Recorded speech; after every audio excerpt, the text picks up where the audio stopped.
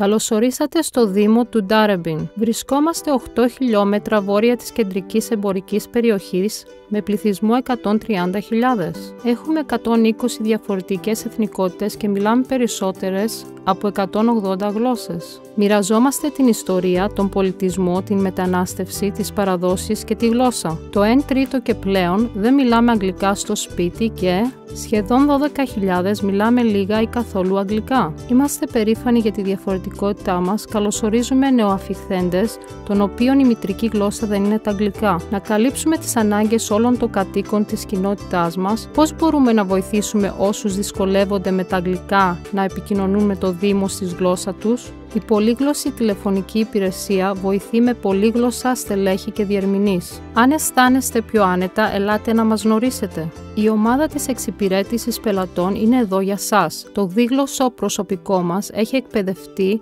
να σας βοηθά να επικοινωνείτε αποτελεσματικά.